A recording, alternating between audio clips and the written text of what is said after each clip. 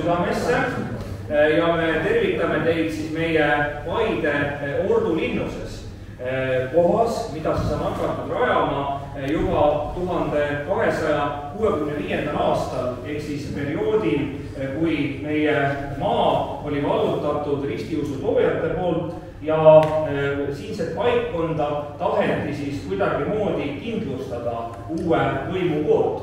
Ja seetõttu on Paide kohta muinasaegseid teateid kuigi palju ei ole, peale leitud siis ühe metallsõletüki. Et siinne kants hakkab siis kujunema siis keskaja alguses. Ja praegune ajatorn, kus me teiega oleme, me laste käest küsime, mis te arvate, kui vanas objektis te olete, hakkavad mõtlema, et juba 1265 on hakatud kindlust rajama, et juuda siis ikka mitusada aastat vana on. Aga tegelikult see torn, kus me praegu teiega oleme, on üsna noor objekt. Ta on vaevalt üle 25 aasta. Ja põletatud maa taktika, mida Stalin viienes, et mitte Saksa okupatsioonivägede kätte jätta olulisi objekte, viiski sinnamaani, et torn nagu rakett lendas õhku. Ja lõpuks siis ka esimesed inimesed, kes siis tõepoolest sellesama 8000, 7000, 6000, 5000 aastat enne meie aega, kes siis seda maad siis kasutavad ellujäämiseks. Esimesed inimesed siis olid kütid, korilased, kes siis tegelesid selle nimel, et leida endale siis söögipoolist ringi rändamisega. Palju rõõme ja muresid on näinud need müürid su ümber. Kui nad oskaksid rääkida. Aga meie lugu algab veelgi varem. Algab sealt, kus pole veel neid müüregi. Pole olemas veel maadki, kuhu seda torni ehitada. On ainult suur udu ja suur meri selle all. Aeg läheb, maa saab üha tugevamaks, meri taganeb ja tugevaks saab maa tänu kivile. Kivile, mis kildhaaval sööb enda sisse meres kihavat elu ja talletab selle mälestustena kaasa tulevikku. Selle kivi nimi on Paas ja kohaks, kus paekivi merest välja tõuseb, saab Paide. Elama ja ehitama hakkavad siin Kalevid ja Kõllud, lindad ja piretid, teevad tööd ja saavad ilusaid lapsi. 1000 aastad ootavad veel ees, aga vaata, tähed seal üleval on juba praegu need samad.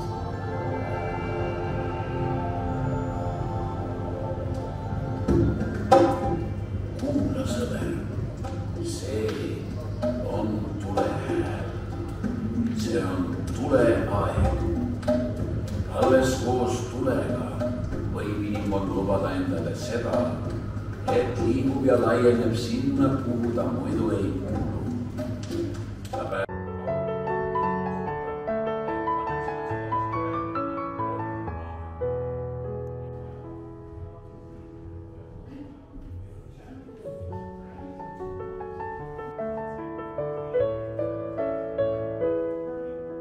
Seetõttu siis kroonikas on juhtunud siis ükseid veidraid lugusid, et saarlased tulid hoopis siia Järvamaale ja kätte maksid, et järvalased nii kergesti alla andsid, hakkas siis järvakis ja siis sellest maksust endast, et mind peaks torn leiama. Pidime ütlema, et 100 kilomeetrit sõitma siis lõuna poole, et siis jõuate kohale ka veel siia Paidesse, et oli esialgus tuleb välja tulla, aga nüüd järge mööda, siis tornid on ka endale saanud need tagaliikurid juurde, et siin viimane susakutorn oli vist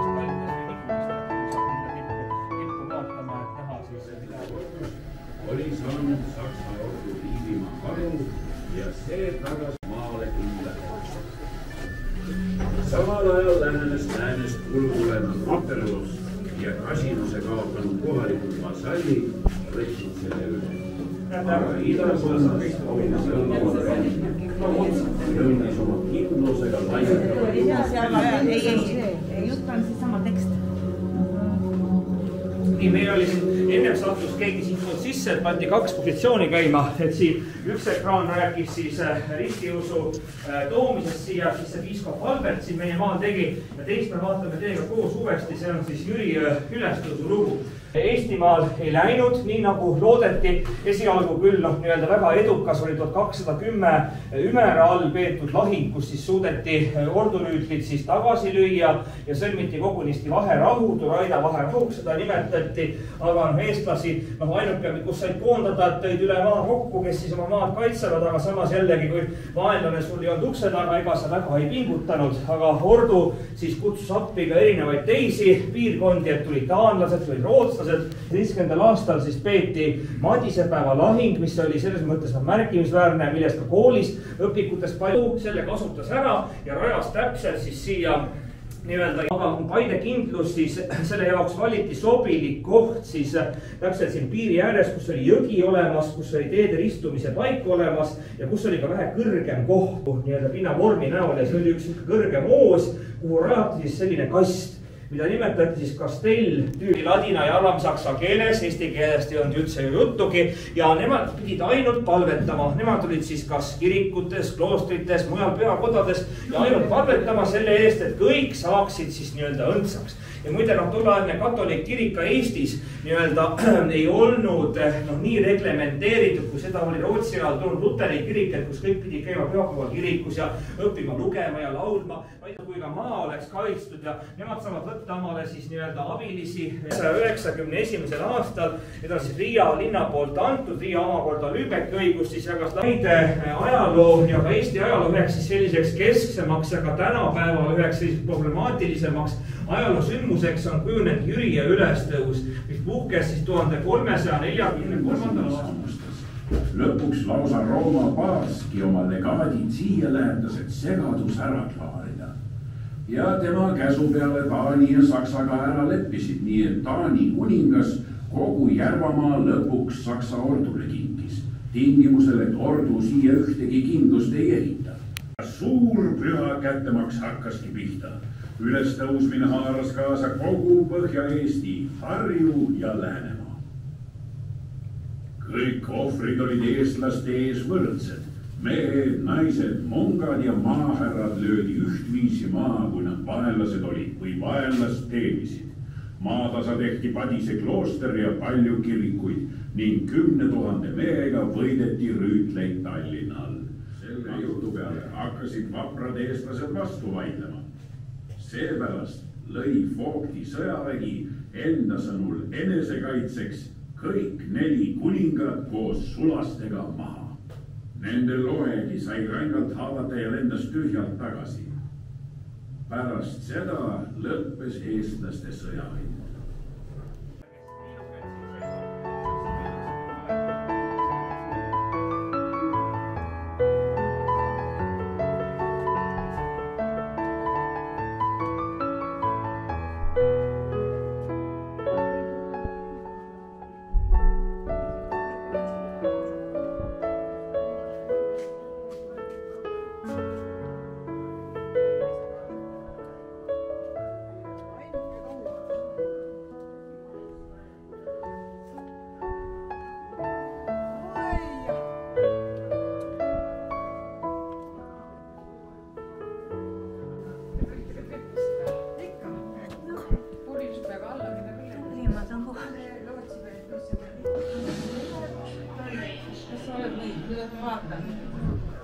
Kuidas ma vaatan?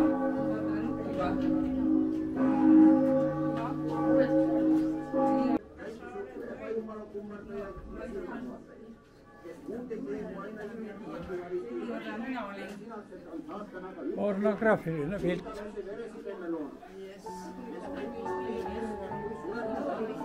Oi. Mingi asja see vaatama seda. saanud siis selle Vene riigi siis pealikuks, sest tema millegipärast oli kuskilt välja kaevanud üks huvitava fakti, et siinne ala tema meelest peaks olema juba põline Vene ala, et kuna Jaroslav Tark 1030 olevat Tartu, eks ju, ära vallutanud. Aga see ei ole kellegi jutt, et põline Vene ala, et see oli selline kogemata kombel juhtunud lugu, aga tema sai jälle hea ettekäände tungida siis ordule kallale. Ja muidugi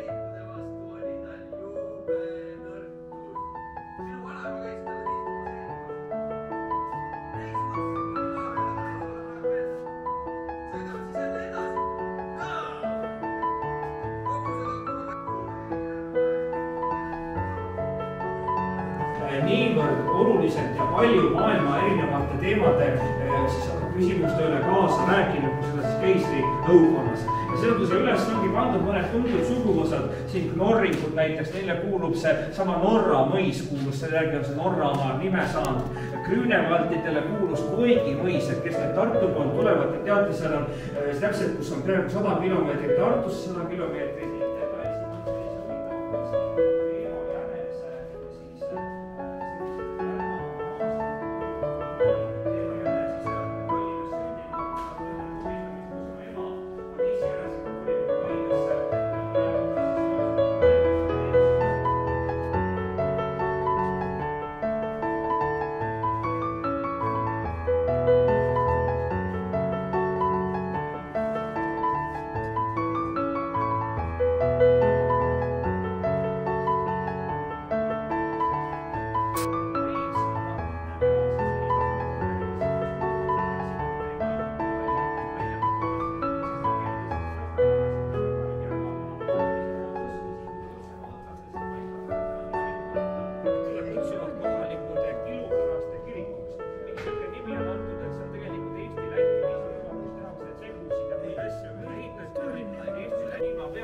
Selles mõttes on see väga tähtis ja väga oluline.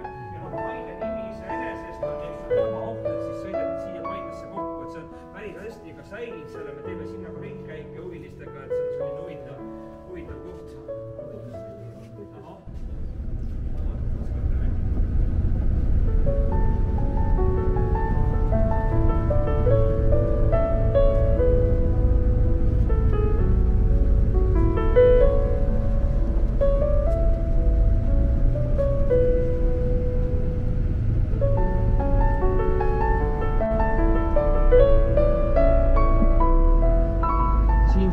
Siinsed kandid on siis meelitanud ka väga erinevaid siis külalisi, kui oli N-liidu aeg, et siis toodi aeg-ajalt ikka selliseid parteitegelasi siia Paide rajooni vaatama ja sinna Pähtsamail viimane selline nii-öelda suurem külaline, ütleme Nõukogude süsteemis oli Gorbatšov, kes siis oma Eesti visiidi ajal käis siis ka vaatamas 9. mai koloosi ja kohtumas siis Paide inimestega.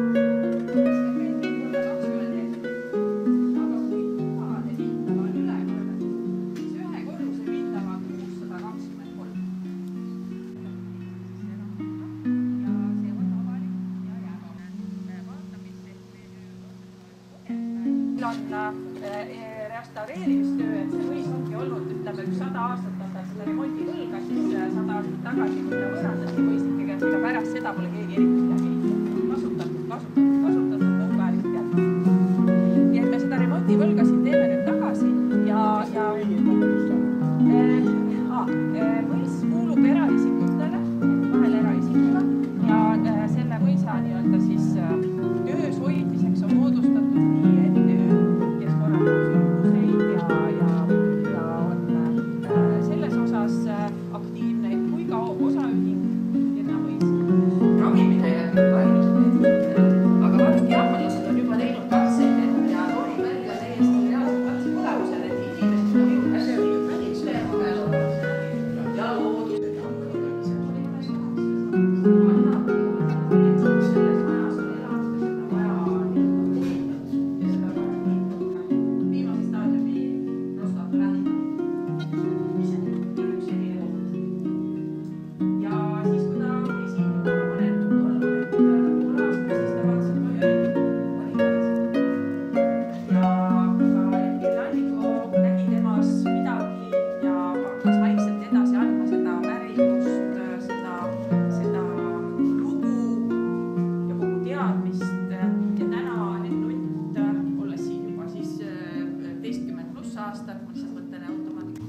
võib olla igasuguseid asju.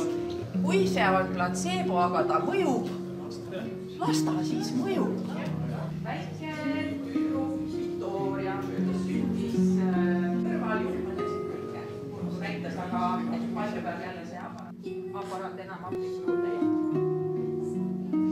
Ikkagi mõisa teenijate korrus. Ja selline aga ja seda hoonet on ajalooliselt köötud niimoodi, et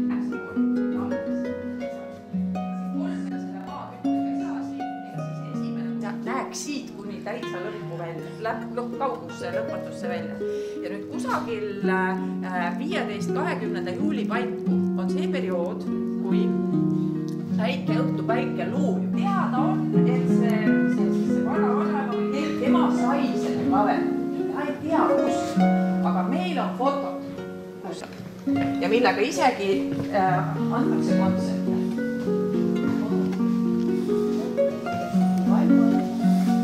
Jah, sest see kurat on natuke saanud kahjustada ja niimoodi me lihtsalt lähest üle saalist ja siin ma siis natukene räägin ka sellest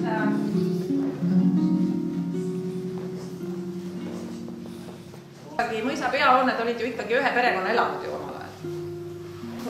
Kui see Kirnamõis, aga oma suuruse kohta on selles mõisas väga suur saar. See on 150 ruutmeetrit. No kujutage ette, et teil on Roa kodus 150 ruutmeetrit saar. Ikka ei ole. Aga kuidas see saali lugu siin nüüd sai, on see, et see mõis oli alates loomisest saadik 1614 Persenite perekonna käes. Persenite perekond on päris suureks kasvanud, ta tuli Eestisse 16. sajandi alguses ja juba 17. sajandi alguses kolmanda põlvkonna Persent sai Rootsi kuningalt need maad endale teenete eest. On veel teada ka seda, et seda saali ehtisid 27 maali näiteks. Siin olid mahakonist mööbel, kõik, mis uhked asjad, millest me seda teame, siis juba edasi, kui see poeg oli juba täiskasvanuks saanud ja kas ta ei saanud siis selle mõisapidamisega hakkama või ta ei tahtnud seda pidada, igal juhul see panditi ja hiljem müüdi ja vot selle protsessi käigus kirjutati üles tuba haavel, mis mingis toas oli. Nii et selline nimekiri on meil olemas ja tänu sellele me aimame, mis toas, mis oli. See tema käis seal 1812 kõik need kuulsad lahingud ja terve rind ordeneid täis, eks ju. Nüüd huvitav on see, et Pilar von Pilhaudel on ka järeltulija Eestis olemas. Boris Pilar von Pilhaud. Ja me oleme temaga täiesti suhelnud ja Boris Pilar von Pilhaud kaudu on meil olemas nii-öelda ametlik koopia sellest pildist, mille tema sai ise ermitada, sellepärast, et tal oli väga peened maneerid, tema oli kena mees ja tema alati riiendus väga hästi. Ma ei tea, kas täna saab sellest auga ja uhkusega rääkida, aga igal juhul niisugune see ajalooline moment sellest. Jah, et kuhu see Vene diplomaatia nüüd jõudnud on, eks ju? Et kuhu see diplomaatia nüüd jõudnud on? Aga omas ajast tegime. Ja nüüd minu käes on 2 fotot. Ja te võib-olla tunnete ära, et ma võib-olla pean ma võtan hoian seda siis siin, et kes siin pole näo. Ehk see sama ahi, millest on praegu siin mingi hale. Aga võin teile öelda, et oleme vahepeal leidnud ka selle ahju tükke täiesti. Nüüd me teame, missugune see ahi oli, missuguses. Ja kooli ajal ehitati sinna ette laava. Vaadake see roosa osa, mis on.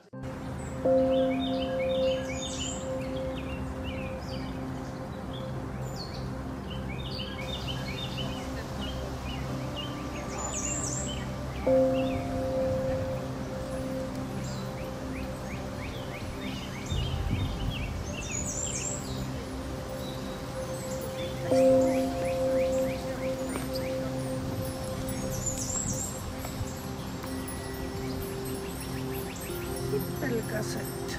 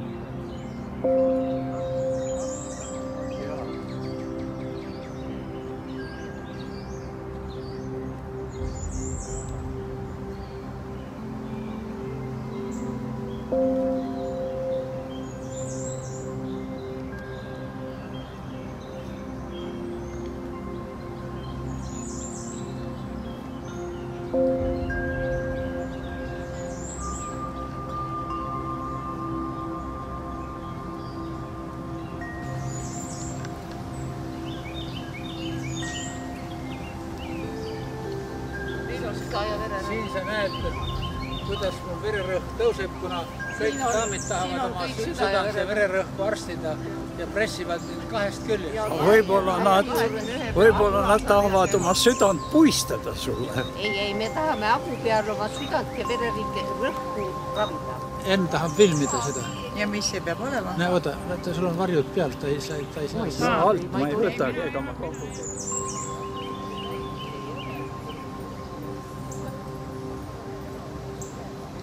Ei, sellised. Aga need pingikesed nimed, haiguspingikesed on nüüd siginenud selle suvega. Urve, me peame maal oma pinkidele panema ka niisugused juursed loomulikult. Kuule, aga mis pink see on, mis sa istud? Ka hea. Tule istu ka siin. Ei, sa arvad, et mul ka... Kas sul ka immuunsus?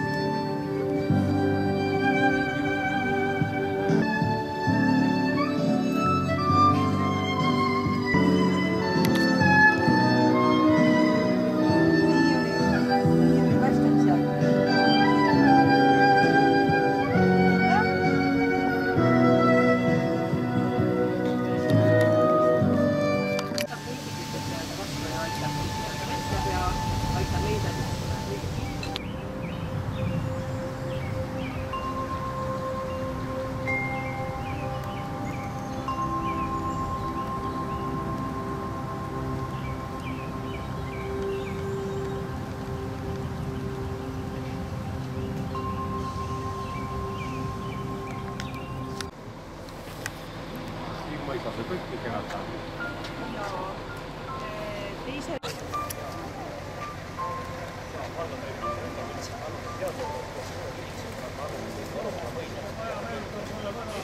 Meie kõrval siin on siis Aruküla mõisa peahoone, kus praegu on Koeru keskkooli algklassid teisel korrusel ja Koeru muusikakool esimesel korrusel. Läbi pargi on uus koolimaja, kus on siis Koeru keskkooli 5. kuni 12. klass, söökla, võimla.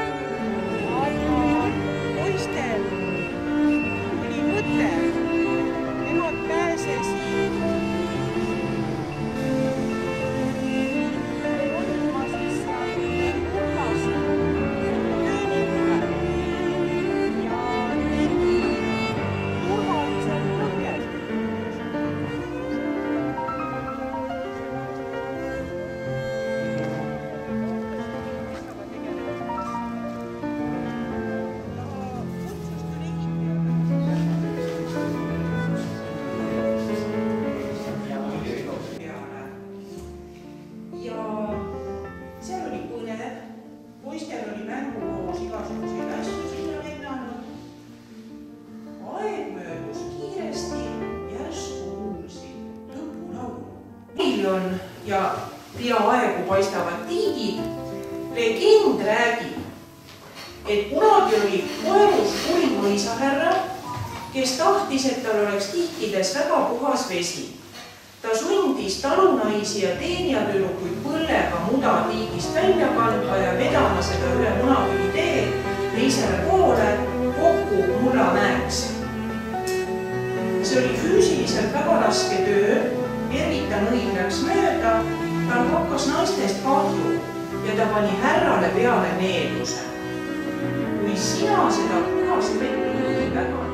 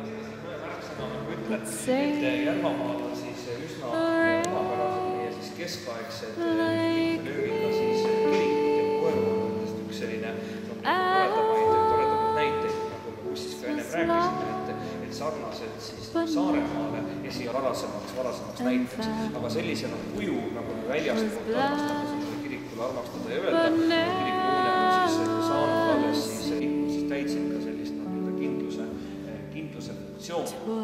Ja siin, mis siis nii-öelda on sellised toredad märgid, neid keskajast, mida näeme siis kunstiteadlaste siis suurele tööle, laes olevad siis laemaad, mitmest erinevast siis perioodist ja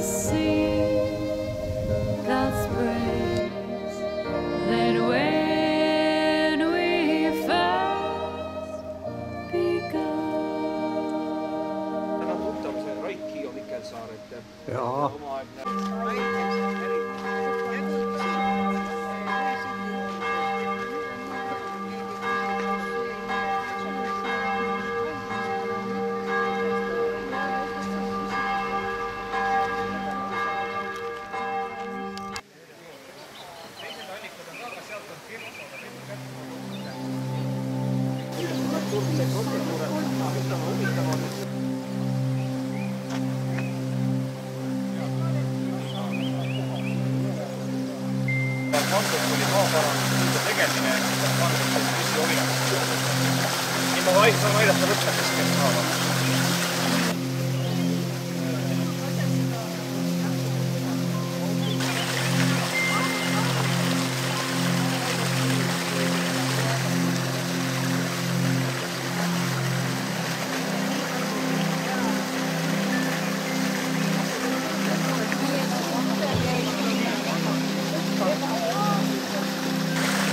harra mõisnik lasi siit siis tuua endale ennast allikatest igal hommikul endale vett ja pesi nägu.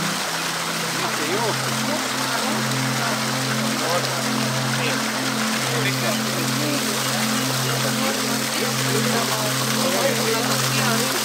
Et ei kukku.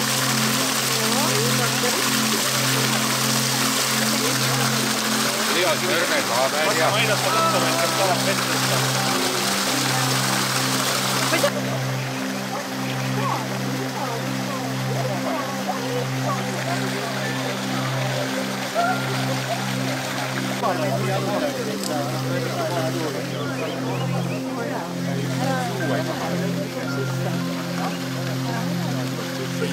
Ma panin kahe käpaga.